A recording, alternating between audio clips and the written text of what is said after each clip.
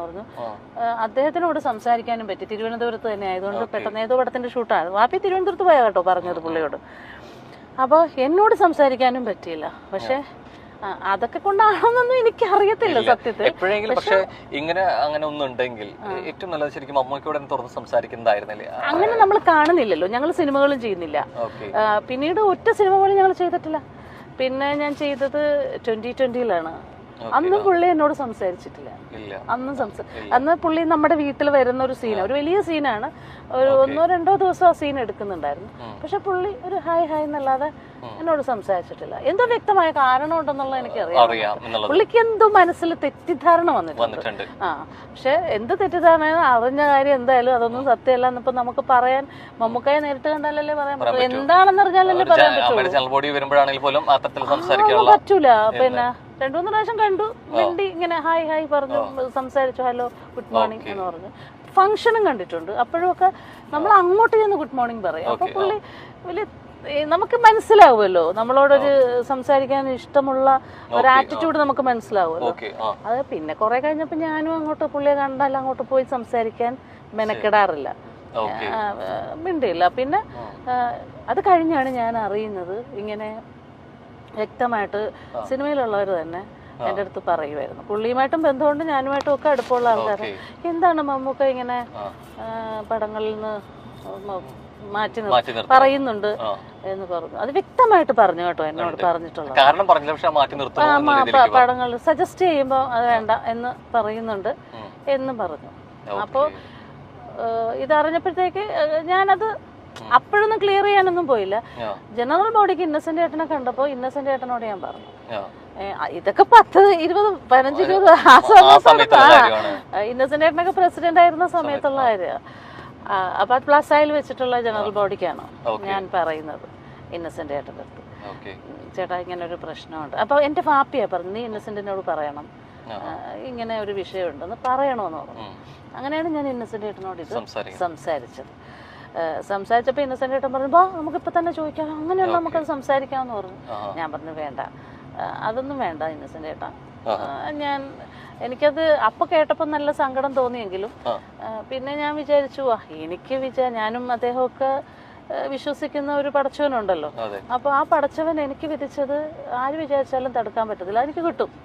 അല്ലാത്തത് എനിക്ക് കിട്ടത്തില്ല, അത് ആര് വിചാരിച്ചാലും തരാനും പറ്റത്തില്ല. ആ വിശ്വാസത്തിലാണ് ഞാൻ എന്ന് പുള്ളിയോടൊന്ന് പറഞ്ഞേക്ക് എന്ന് ഞാൻ പറഞ്ഞു. അത് കഴിഞ്ഞ് ഞാൻ ഇന്നസെന്റ് ഏട്ടൻ്റെ അടുത്ത് ചോദിച്ചു, ചേട്ടാ പിന്നെ ഞങ്ങൾ കണ്ടപ്പോ ഞാനത് സംസാരിച്ചു കേട്ടോ. അപ്പൊ പുള്ളി പറഞ്ഞു, ഞാൻ അങ്ങനെയൊന്നും ചെയ്തിട്ടൊന്നുമില്ല, അങ്ങനെ ഒന്ന് പറഞ്ഞു പോയി എന്ന് പറഞ്ഞു. എന്തായാലും നമ്മള് ബീച്ചിന്റെ സൈഡിലൂടെയാണ് പോയിക്കൊണ്ടിരിക്കുന്നത്. എന്തായാലും ആലപ്പുഴ ബീച്ച് വന്നിട്ട് ബീച്ചിൽ കയറാതെ പറ്റില്ല അല്ലേ? നമുക്കൊന്ന് ബീച്ചിൽ പോയിരുന്നു. കേരളത്തിലെ ഏറ്റവും നല്ല ബീച്ചുകൾ ഒന്നാണ് ആലപ്പുഴയാണ്. പഴയകാല സിനിമകളിലൂടെ നമുക്ക് ഏറ്റവും പരിചിതയായ ഒരു നടിയാണ് ഉഷ.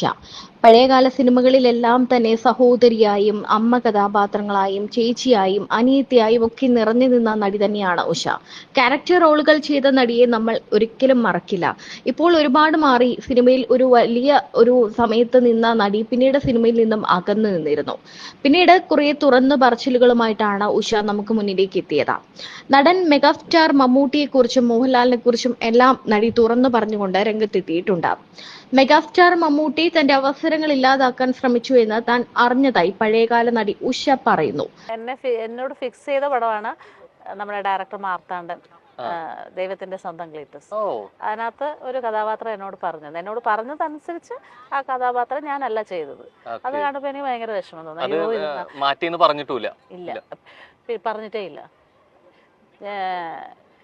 ഈ പടത്തിന്റെ ഡിസ്കഷൻ നടക്കുമ്പോ തൊട്ട് മാർത്താണ്ഡൻ എന്നോട് പറഞ്ഞിരുന്നു, ചേച്ചി ഈ സംഭവം ചേച്ചിക്ക് ഭയങ്കര ബ്രേക്ക് ആവും എന്നൊക്കെ പറഞ്ഞിരുന്നു. ഞാൻ ഭയങ്കരമായിട്ട് ആ സമയത്തൊരു വിഷമം ഉണ്ടായിരുന്നു. പിന്നെ എനിക്ക് വിധിച്ചിട്ടില്ല എന്ന് വിചാരിക്കും. മാർത്താണ്ഡനോട് ഞാൻ സംസാരിച്ചു, മാർത്താണ്ഡനോട് ഞാൻ ചോദിച്ചു. അപ്പൊ അവൻ നിസ്സഹായനായിരുന്നു. മാർത്താണ്ഡൻ എന്നൊക്കെ പറഞ്ഞാൽ എന്റെ വീട്ടില് ഒരു കാലഘട്ടത്തില് നമ്മുടെ വീട്ടിൽ എന്റെ അനിയന്റെ കൂടെ അസിസ്റ്റന്റ് ഡയറക്ടറായിരുന്നു നിസാർക്കാട്. ഇവരൊക്കെ നിസാർക്കാട് അസിസ്റ്റൻസ് ആയിരുന്നു. അപ്പൊ മാർത്താണ്ഡൻ എനിക്ക് പിന്നെ ഒരു അനിയനെ പോലെയാ. അപ്പൊ ഞാൻ ചോദിച്ചിട്ടല്ല, ഞങ്ങൾ എറണാകുളത്തായിരുന്നു അപ്പൊ താമസിച്ചോണ്ടിരുന്നത്, ഞാനും ഹസ്ബൻഡും. കമ്മനത്താ താമസിക്കുന്നത് ഡിഡിയിൽ. അപ്പൊ ഞങ്ങൾ പുറത്ത് പോകുന്ന സമയത്തൊക്കെ മിക്കവാറും കാണും മാർത്താണ്ഡൻ. അപ്പൊ അവൻ ചേച്ചി ഭയങ്കര സന്തോഷം, ഞാൻ ആദ്യമായിട്ട് സംവിധാനം ചെയ്യാൻ പോകുന്നു. അറിയുന്ന പ്രിയപ്പെട്ട ഒരാളാണ് അല്ലെ, അദ്ദേഹം തന്നെ വേഷം പറഞ്ഞു വെച്ചതാണ്. പിന്നെ മാറ്റിയിട്ടുണ്ടെങ്കിൽ അത് അദ്ദേഹത്തിന് തന്നെ താല്പര്യക്കേട് കൊണ്ടായിരിക്കും, വേറെ മറ്റെന്തെങ്കിലും ആണെന്ന് അങ്ങനെ തോന്നി? അവന് ഇഷ്ടമുണ്ടോ, ഞാൻ ആദ്യത്തെ സിനിമയിൽ അഭിനയിക്കണം എന്നുള്ള ആഗ്രഹം കൊണ്ടാണല്ലോ അവൻ എന്നോട് പറയുന്നത്, മാർത്താണ്ഡൻ പറയുന്നത്. മാറ്റിയതിന്റെ കാരണം പറഞ്ഞില്ല. ചെയ്യാത്ത തെറ്റുകളുടെ പേരിൽ സിനിമയിൽ മാറ്റി നിർത്തലുകൾക്ക് വിധേയമായിട്ടുണ്ട്. ഉണ്ട്. എവിടേക്കോ പറയാൻ വന്നൊരു കാര്യത്തെ കൃത്യമായിട്ട് അതിനെ മാറ്റിയിട്ടുണ്ട്. അതൊക്കെ ഇനി പറഞ്ഞിട്ട് കാര്യമില്ല. ആ വലിയ കഥ വേണ്ട, ചെറുതാക്കിയിട്ട് പിന്നെ സത്യത്തിനെതിരെ സത്യത്തിന് വേണ്ടി സംസാരിച്ചതും ന്യായത്തിന് വേണ്ടി സംസാരിച്ചത് കൊണ്ടും എനിക്കെതിരെ ഒരു എപ്പോഴും സത്യം പറയുന്നവർക്ക് ശത്രുക്കൾ കൂടുന്നതാണ്. ഞാനൊരു പോരാട്ടമാണ് നടത്തിയത് ആ സമയത്ത്. ശരിക്കും എവിടെയാ ശരിക്കും അത്തരത്തില് പെട്ടുപോയത്? എവിടെയായിരുന്നു? സിനിമയിൽ തന്നെ. എന്തെങ്കിലും സിനിമയുമായി ബന്ധപ്പെട്ട വിഷയമാണോ അതോ വ്യക്തിപരമായിട്ടുള്ള കാര്യങ്ങളാണ്? സിനിമയുമായി പിന്നെ സംഘടനാപരമായിട്ടുള്ളൊരു കാര്യമാണ്.